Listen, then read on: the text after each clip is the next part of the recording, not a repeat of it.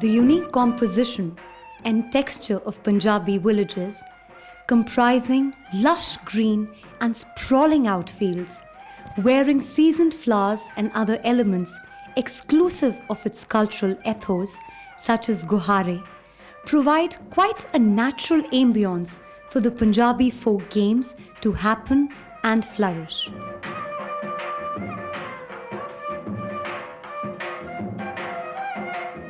Carefree and a cheerful attitude towards life is characteristic of Punjabi psyche, marked occasionally by moments of ecstasy and excitement, flowing into a deep and a serene relaxation. The Punjabi folk games represent a complete human life cycle, carrying along with it a multi-dimensional spectrum of social reality. Besides standing a witness to the Punjabi girl's graduation from innocence to maturity, holding in proximity a variety of meanings and interpretations. Serving the cause of playfulness as a basic instinct of human life, they also act as a superb means of their physical, mental, and psychological growth in a flexible yet systematic manner, preparing them to face the harsh realities of life, its complexities and challenges, trials and tribulations hidden in its womb.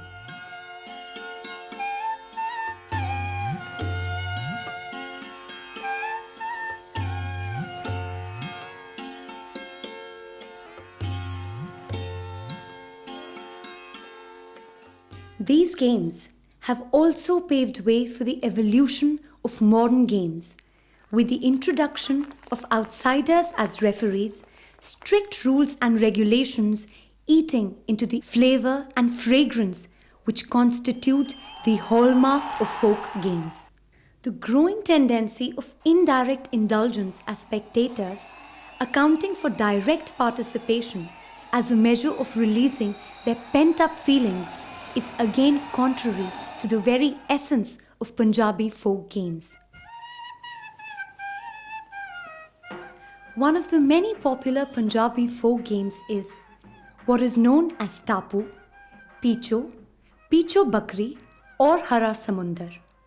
It provides for a natural rendezvous for the young and the adolescent girls who assemble at a collectively chosen playing spot. The game gets off to a start, with one of the girls drawing the prescribed contours and grid patterns for the game, which are symbolic of the ritualistic boundaries not supposed to be violated by the girl folks. These boundaries are a reminder to the girls of violation of Lakshman Rekha by such a poised and a pious woman as Sita, who because of her defiance had to suffer immense pains and pangs. The beginning of the game is marked by a single foot carrying along a small broken piece of a pitcher called Thikri through all the squares of the game.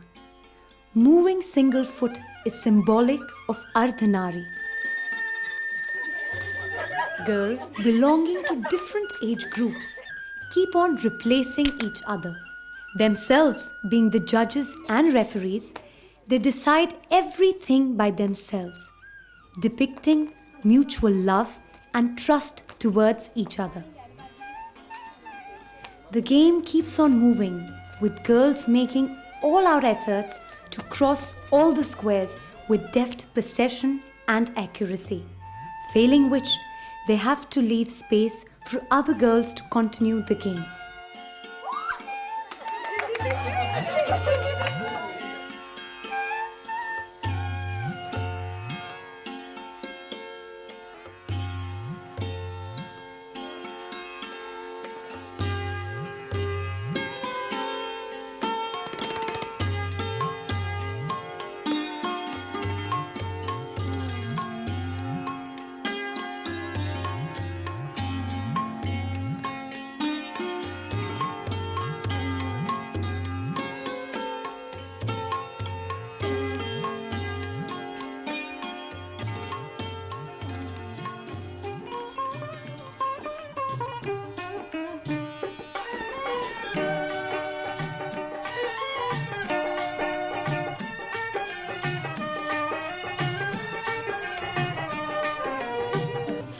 Here starts a whirlpool of delicate, romantic, and conflicting emotions, with the girl imagining to occupy her dream house, but also knowing well that she has to accept the house decided for her by her parents without fighting it out.